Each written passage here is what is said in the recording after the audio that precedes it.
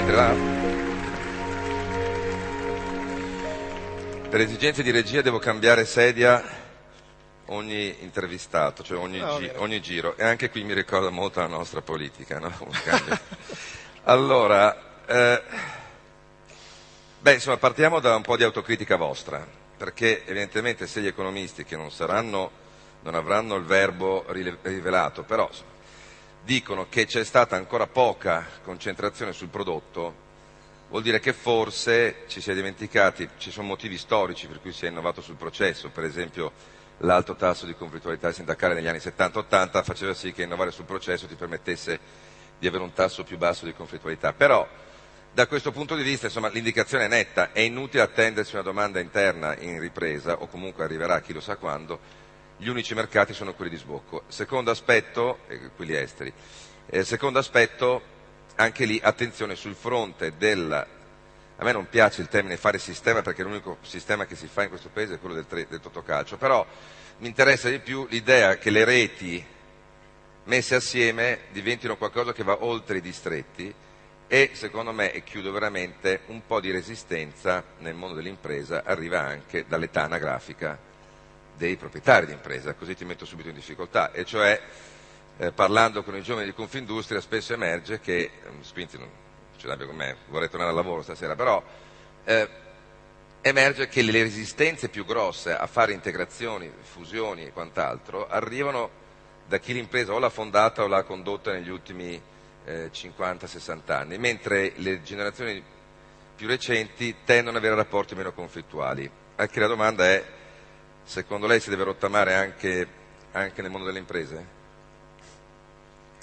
Ma allora, innanzitutto la formula anche di questa assemblea parte da questa considerazione che bisogna un po' tutti mettersi in gioco, perché altrimenti è veramente sempre troppo facile scaricare su qualcun altro la propria responsabilità. È evidente che quindi lo sforzo a cui il mondo delle imprese oggi sono chiamate è uno sforzo veramente importante. Perché è giusto che gli economisti dicano vai a vendere i prodotti ad alto valore aggiunto in giro per il mondo, ma un conto è dirlo, un conto è farlo. E soprattutto bisogna rendersi conto che non è che è solo un'idea originale che abbiamo noi, perché su questa politica si stanno un po' muovendo tutti. Adesso mi lasci fare 3 esempi molto rapidi. L'Unione Europea ha recentemente deliberato la propria strategia per lo sviluppo, mette l'industria al centro, vuole avere un 20% di manifatturiero nel 2020 e dice lo dobbiamo fare andando a prendere i clienti ad alto valore aggiunto. I dibattiti fra Obama e Romney stanno dicendo esattamente la stessa cosa, soprattutto il secondo è stato tutto concentrato su questa argomentazione, su questo tema. Però ho il piacere di leggerti 3 righe, anzi leggerle scusi, 3 righe che vengono da mio amico che appena è stato l'Istituto Centrale di Cultura Socialista, che è un nome terrificante, detta così, ma è l'Harvard della Cina, largo circa, il quale mi scrive: il 12° piano quinquennale dà un'indicazione precisa sulla politica industriale del Paese. La Cina non punta più ad essere la piattaforma manifatturiera del mondo in termini di enormi quantità di produzione caratterizzata da un basso costo. La politica di innovazione vuole aumentare il valore aggiunto dell'industria del Paese. Quindi, per dire, siamo tutti lì e ci viene richiesto uno sforzo eccezionale. Queste terre e il nostro Paese ha numerosi campioni che sono riusciti a farlo, questo sforzo eccezionale, altrimenti non avremmo quei dati estremamente confortanti sull'export che abbiamo, famoso interscambio manifatturiero 80 miliardi oggi, cioè gli ultimi 12 mesi rispetto ai 64 del periodo antecrisi, quindi il manifatturiero sta andando meglio in giro per il mondo. Però è un dato di fatto che i numeri complessivi non tornano, quindi non possono questi solo campioni tenere in piedi tutta la baracca. Ed ecco quindi dove ci sta l'autocritica. Cioè, è vero, ciascuno di noi deve mettersi in gioco e capire alzando la mano se ha innovato il prodotto, se ha pensato a nuovi mercati, se ha ragionato che il proprio concorrente può diventare un'opportunità se si fa una fusione, eccetera, eccetera, eccetera. Cioè le ricette poi alla fine, se ci pensano, sono nuove, l'importante è che è arrivato il momento di farle. Certo, poi c'è anche il tema annoso del passaggio generazionale, su cui è difficile generalizzare, però insomma, se diciamo fondamentalmente che tutto il paese deve un po' ringiovanirsi, è vero anche che deve ringiovanirsi il tessuto industriale, e lo dice uno che ha 46 anni, e mi ricordo quando ho cominciato a pensare di intraprendere questa attività di rappresentanza in Confindustria, tutti mi dicevano: ma sei troppo giovane. All'epoca il presidente della Glaxo era decisamente più giovane di me e nessuno non lo metteva in dubbio, quindi sicuramente abbiamo un gap da questo punto di vista. Sì, diciamo che la risposta migliore che ho trovato in questi anni è stata più che la rottamazione, perché è anche molto difficile perdere quello che è il contributo di chi l'impresa l'ha gestito, l'ha creata in questi anni. È un passaggio non indietro, ma un passo a lato, che è una cosa un po' diversa rispetto al passo indietro, in cui tu esci dalla gestione operativa dell'impresa, ma il passo a lato vuol dire affiancare, diciamo, le leve nuove con quello che poi è il valore della tua esperienza. Anche perché non è che i giovani ovviamente debbano avere la strada solo perché sono giovani, devono anche essere visto capaci. che siamo a Verona, uno se mona giovane, mona anche da Esatto. vecchio, per cui non è che cambi molto, questo non ci sono dubbi. Senta, ma però quando voi parlate di innovazione, poi il dato che arriva statisticamente è sempre di un'innovazione molto bassa nelle imprese, poi col Presidente Squinzi ne abbiamo già ragionato, sfugge moltissima innovazione che si fa sul prodotto e sul processo perché non viene dichiarata. Ma alla fine voi che cosa chiedete, al di là di quello che dovete mettere in gioco voi stessi? Cioè incentivi, perché il Presidente Squinzi ha detto: se andiamo a vedere gli incentivi come sono distribuiti, a noi arrivano 3 miliardi, levateci gli incentivi, abbassateci le tasse. Cioè è sempre giocato su una, diciamo, in qualche modo vantaggio o fiscale diretto o indiretto che vi può dare lo Stato? Ma allora, innanzitutto direi che se ci si chiede di fare le tigri in giro per il mondo, si fa un po' fatica a farle quando poi a casa dobbiamo sempre essere sulla difensiva. Per cui ci sono tante cose che possono essere fatte per metterci in condizioni di competere meglio in giro per il mondo. Magari parto da una cosa che può sembrare strana, che è quella del rispetto. E le faccio anche un esempio molto recente. Fra 2 giorni, fra 48 ore, entra in vigore una nuova normativa che regola i pagamenti nel settore agroindustriale. L'articolo 62. Il famoso articolo 62. Su cui poi vorrei sentire anche il Presidente, perché 6 miliardi di maggiore liquidità avete calcolato le Sangalli, è un massacro, prego. Che è un provvedimento molto complesso, adesso non voglio entrare nel merito, non è di quello di cui possiamo parlare in un'assemblea come questa in questo momento, ma la cosa fondamentale è che a 2 giorni dall'entrata in vigore mancano i decreti educativi che spiegano che cosa fare. Allora, noi ormai ci siamo abbastanza abituati, a dire la verità, noi come imprenditori a fare questo genere, a sopportare questo genere di trattamento, e invece devo dire la verità, io ritengo abbastanza intollerabile, perché noi non è che abbiamo tempo per correre dietro a capire come dobbiamo fare degli adempimenti che possono cambiare anche considerevolmente il circolante della nostra azienda.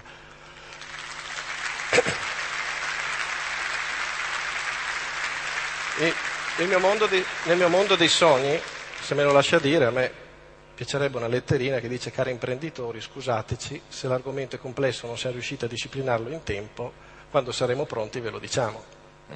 Così sì, se le può far piacere, stanno scrivendo anche a Radio 24, ma perché gli imprenditori per capire cosa devono fare, figuriamoci come siamo messi. Perché... Sì, ma lo stanno chiedendo anche a me, non so cosa rispondere.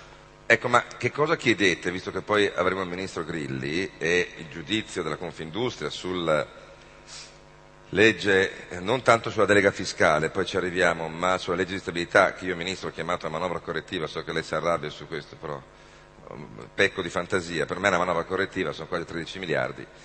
Però dico, cosa chiedete? Incentivi fiscali, sgravi, abbiamo visto, no, riduzione dell'IRPEF, riduzione dell'IRAP, cioè qual è l'azione che dovrebbe fare il governo? Ma allora io penso che la cosiddetta legge di stabilità abbia un po' questo problema, cioè è una coperta e siamo tutti attaccati a un lato di questa coperta a tentare di tirarla verso la nostra direzione, molto più verosimilmente un fazzolettino di carta molto piccolo che tra parentesi se tiriamo finisce per rompersi. Quindi il problema chiave è quello delle risorse e sulle risorse io penso che ci siano due strade che sono obbligati, seppur difficili, seppure trovino tantissime resistenze, soprattutto a livello locale. Qui andiamo all'assunzione di responsabilità. Una è quella del continuare sulla spending review e quindi sulla riforma della pubblica amministrazione, che deve continuare in maniera molto decisa e io dico probabilmente coraggiosa, perché è arrivato il momento di fare anche i cosiddetti meccanismi premianti o premiali, come si vuole che si chiamino. Cioè non è possibile che poi sia che si comporta bene sia chi non ha fatto nessun risparmio poi venga trattato allo stesso modo. Quindi fondamentalmente sistemi premiali. Il secondo aspetto è quello della dismissione dell'attivo dello Stato. Il tema fondamentale è quello di una riduzione del pubblico dell'economia. Questo farebbe quadrare tante cose, crea cassa, crea maggiore efficienza, maggiore produttività per un terziario più voluto, riduce i confini tra Stato e privato e quindi riduce anche i temi della corruzione ed è una cosa quindi da fare. Chiaramente però io non è che voglio essere un integralista, cioè mi rendo conto che le scelte sono estremamente difficili. Il problema è che noi siamo oggi bloccati fra due ragionamenti contrapposti che hanno uguale peso, una specie di disturbo bipolare, cioè il privato specula, il pubblico spreca. Queste sono le due idee che convivono le stesse persone, per cui poi alla fine non si fa niente. Probabilmente abbiamo sbagliato in passato, perché abbiamo fatto trasferimenti di monopoli pubblici a monopoli privati e questo non va bene, però se abbiamo fatto degli errori in passato non vuol dire che non si possa fare qualcosa di più in futuro. E come le dicevo, il problema poi diventa vero, reale e tangibile anche a livello locale, perché anche a livello locale poi alla fine sappiamo che comuni, province, regioni hanno spesso partecipazioni in società e come sia molto difficile gestire i passi indietro. Noi abbiamo volete meno Stato e più mercato? Assolutamente, è un ritiro dello Stato dall'economia. Sì, e questo sarà anche tema col Ministro Grilli. In effetti... Ma se vuole faccio un paio di esempi veronesi. Sì, volentieri. In effetti avere il 50% del PIL intermediato dal pubblico, locale e nazionale, forse un po' tanto nelle vite. Mi faccia gli esempi, Presidente. Ma allora, noi abbiamo un esempio probabilmente indotto dalla spending review virtuoso, perché la nostra fiera ha aperto il capitale in maniera coraggiosa anche a istituzioni private e questo può essere un percorso positivo virtuoso per dei passi ulteriori. Abbiamo invece un caso eclatante di cui bisogna parlarne che è il nostro aeroporto, che secondo me è un caso veramente emblematico perché innanzitutto una delle varie infrastrutture in questo paese a cui manca una firma. Per cui c'è una concessione che manca da decenni e che è una firma mancante che ha provocato non solo quello, per l'amor di Dio, ma anche quello, perdita di tanti soldi del territorio. Il secondo è un ragionamento sull'assetto proprietario e qui Confindustria da anni immemorabili ha sempre sollevato segnali d'attenzione nel dire attenzione, un mercato così complesso è molto difficile da gestire con una proprietà tutta pubblica e tutta territoriale. Ecco, forse se si faceva un po' di tempo fa, quando le uniche resistenze poi alla fine erano di tipo culturale, perché c'era una forte resistenza al cambiamento, forse avremmo mantenuto un'infrastruttura più sana e mantenuto più risorse sul territorio. Quindi lei sarebbe sull'aeroporto per essere ancora più chiari, per cederlo completamente a un asset privato? Beh, innanzitutto bisogna superare l'aspetto concessorio. Quello che e poi nel piano aeroportuale del governo, se non ricordo male, Verona viene declassato leggermente, perché non è più, è Venezia quello che fa adesso vado a memoria, però non vorrei dire un'inesattezza, però chiederò al Ministro per conferma. Prego, Bolla. Allora, sicuramente adesso bisogna continuare nell'opera che si sta facendo perché c'è un tempo per ogni cosa e la cosa in questo momento è proseguire nella gestione come si sta facendo.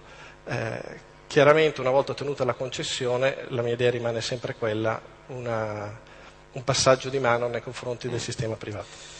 Veniamo all'ultimo punto che ho per lei, è che è la parte fiscale, perché lei ha detto insomma, passo indietro dello Stato a livello nazionale ma anche locale, quindi minori partecipazioni municipalizzate e quant'altro, per liberare risorse al posto magari anche degli incentivi. Però è chiaro che la parte della delega fiscale è una parte importantissima. Lei tra l'altro ha la delega al fisco, quindi è il delegato a ragionare sulla delega fiscale. Lì mi sembra che invece qualche punto di unione ci sia tra voi come Confindustria e il governo. Ma allora, tanto riprendo velocemente anche il tema di cosa chiediamo, e poi mi ero perso sui temi veronesi. Allora, sicuramente bisogna mettere mano alle risorse e averne di più, perché altrimenti siamo tutti lì che tentiamo di spartirci le poche risorse che ci sono. E poi quello che si può fare è scommettere sulla crescita e scommettere sul futuro. Abbiamo parlato di sistemi premiali per la spending review, inserire anche sistemi premiali per le aziende che innovano, le aziende che creano valore, le aziende che assumano. Ci sono dei sistemi, parliamo quelli del credito d'imposta, che sono quelli degli utili detassati, per cui fondamentalmente l'impatto è limitato perché si danno, tra virgolette, delle riduzioni di carico fiscale sulla nuova crescita, sul nuovo valore che si crea. E questo è necessario perché sappiamo che a livello di peso fiscale abbiamo, rispetto alla Germania, se ragioniamo in termini di cosiddetto peso fiscale complessivo, un delta di 20 punti percentuali. Allora questo è, se vogliamo essere strategici nel lungo periodo, è un dato di fatto che è un onere insostenibile. Insostenibile perché i nostri prodotti, sempre quelli che devono andare in giro per il mondo, scontano un carico di costo superiore ed è insostenibile perché i sistemi competono per attrarre proprio quelle aziende manifatturiere che devono andare a produrre i beni a maggiore valore aggiunto. Però questo è un tema, come giustamente diceva lei, c'è l'altro tema altrettanto importante che è quello nel rapporto tra Stato, fisco e contribuente. E io penso che su questo dobbiamo lavorare veramente tantissimo, perché anche qua sgombriamo il campo da un dubbio. Noi da sempre siamo contro l'evasione fiscale, qui bisogna dirlo sempre in premessa, se no uno viene crocefisso. È giusto, è così, ed è un dato di fatto anche per una questione di convenienza, perché la lotta all'evasione fiscale riduce tendenzialmente il carico fiscale, anzi noi vorremmo che ci fosse un vincolo da questo punto di vista, e poi è un dato di fatto che chi non paga le imposte è una concorrenza sleale rispetto a chi le paga, quindi questo mettiamolo in premessa. Però bisogna anche avere il coraggio di dire che oggi un meccanismo composto fra norme complicate, contraddittorie, sempre in evoluzione, eterogenee e un sistema dell'accertamento e della riscossione molto aggressivo stanno oggi squilibrando fortemente i rapporti di forza fra Stato e contribuente, per cui si è passati a quella che dovrebbe essere normalmente una presunzione di innocenza a una presunzione di colpevolezza. Cioè, oggi un accertamento diventa per un'impresa una presunzione di colpevolezza e questo a volte dà anche problemi in termini di continuità della vita d'azienda. Allora su questo bisogna mettere mani e mi fa piacere, devo dire che non lo dica solo Confindustria, non lo dica solo il sottoscritto, perché anche il direttore generale dell'agenzia Befera ha un'audizione in Parlamento, anche lui ha espresso proprio un desiderio che si metta un attimo una maggior chiarezza nei rapporti fra fisco e contribuente lavorando sulle regole. E in effetti la delega fiscale ha proprio questo obiettivo. Abbiamo in effetti lavorato molto bene con gli uffici del Ministro Grilli, la delega fiscale ha superato il primo scoglio che è quello della certo. Camera, adesso deve passare al Senato. Ecco, anche su questo potrà essere un modo in cui valuteremo la nostra politica, perché sono tutti amici dell'impresa, tutti amici della piccola e media impresa, io speriamo che lo dimostrino nei fatti facendo correre veloce la delega fiscale al Senato. Allora, ancora due domande rapidissime. La prima è una cosa che mi interessa sempre comunque quando vengo nelle territoriali di Confindustria. Lei come imprenditore si augura che dopo marzo-aprile torni a esserci un governo politico o si augura un Monti bis? So che non se l'aspettava, non è che vengo qua a fare solo domande. No, lo so. Monti bis o governo politico? Ma potrebbe essere la stessa cosa. Bravo. È un dato di fatto. Sta migliorando. La Rita Carisano ha avuto un momento di sospetto. È una grande scuola. Seconda domanda, voi è un po' che non toccate più, dico a livello di Confindustria territoriale, il tema del rapporto con le banche, cioè, che era il tema forte nel 2009-2010. Questo avviene perché vi siete resi conto che le banche sono messe così male che non ha più senso chiedere nulla? Cioè, nel senso che avete così timore che non regga e che siano così legate all'andamento degli spread che avete perso quasi la speranza nel chiedere qualcosa, perché a me sorprende molto che nell'idea di Europa prima citata, insomma, se l'Europa ha a cuore le imprese italiane ma non solo, dovrebbe sospendere subito e da subito Basilea 3, perché questo sarà un massacro per tutti voi. Quindi perché si sente parlare meno del rapporto banca-imprese? Una mia curiosità. Ma io penso che ci sia una forte consapevolezza, adesso forse è un'affermazione un po' dura, che sono state nel recente passato l'anello debole della catena. E in effetti la difficoltà degli istituti di credito a sostenere poi l'economia nasceva anche da dei problemi molto seri connessi a un equilibrio di sistema che non c'era più, cioè dalla liquidità del sistema all'andamento dei titoli di Stato, eccetera, eccetera. In effetti, quindi la soluzione del problema diventa sistemica e un po' lontana da noi. Lei ha citato perfettamente Basilea 3 e questo per noi diventa veramente un incubo, ma è un dato di fatto che se questa normativa di tipo europeo poi si applica ai nostri istituti di credito, le regole poi si applicano e quello che noi dobbiamo vediamo, attendere sono problemi in più. È un dato di fatto che per noi, prima lo dicevamo, no? Per le nostre imprese l'asticella si è alzata e c'è una selezione che premierà i migliori. La stessa cosa necessariamente avverrà negli istituti di credito. L'asticella si è alzata decisamente anche per loro e poi dovrà essere il mercato, mi auguro, a premiare i migliori e a far ritornare il meccanismo in circuito virtuoso. Poi in questo, devo dire, c'è anche una forte differenziazione settoriale. Un'altra interpretazione che le do, perché è vero, quando è cominciata la crisi i miei associati non facevano altro che parlare di banche e venivano da me per lamentarsi di banche. Oggi si lamentano più magari di burocrazia, dell'esempio che le ho fatto prima.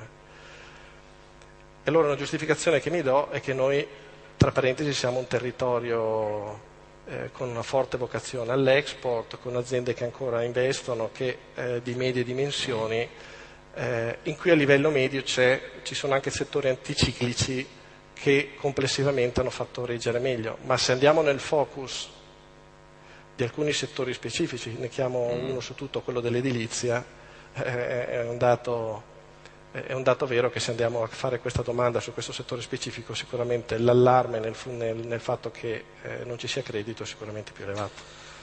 Ecco, nel concludere veramente c'era un dato che riguardava il nord-est, perché non vorrei dimenticarmi del luogo in cui siamo nell'inchiesta di Pagnoncelli, e cioè questa tendenza che ha il nord-est da sempre di non riuscire a stare unito, no? Le baruffe chiozzotte. Allora, dal punto di vista dei presidenti di Confindustria territoriale, che vedo qua tutti presenti del Veneto, secondo lei ci sono più possibilità che il governo abbassi le tasse o che voi riusciate, diciamo, a non litigare tra Vicenza, Verona, Padova, Treviso e Venezia?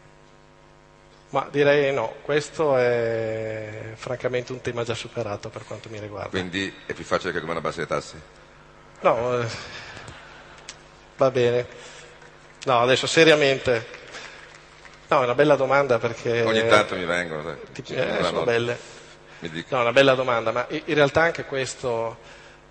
secondo me questo non è il problema. No, ma al di là della Confindustria, cioè che il Veneto, manchi, che sia policentrico e manchi un centro di assorbimento, no? Ma non lo so, io vedo di nuovo forse una problematica diversa. C'è una forte identità veneta, per l'amor di Dio, che è positiva e che ci permette anche di far squadra. Il rischio è che questa forte identità diventi escludente e non avvolgente. Cioè, se vogliamo anche noi fare il passaggio dal distretto alla rete, non dobbiamo solo parlare di quanto siamo veneti, perché questo è un dato di fatto, ma di quello che facciamo di bene per il nostro territorio e le nostre imprese. Presidente, io oggi non sto benissimo, se no le avrei fatto le domande più cattive, perché mi deve perdonare. Intanto però la ringrazio. Si è fatto un applauso a Andrea Bolla, intanto che chiamo sul...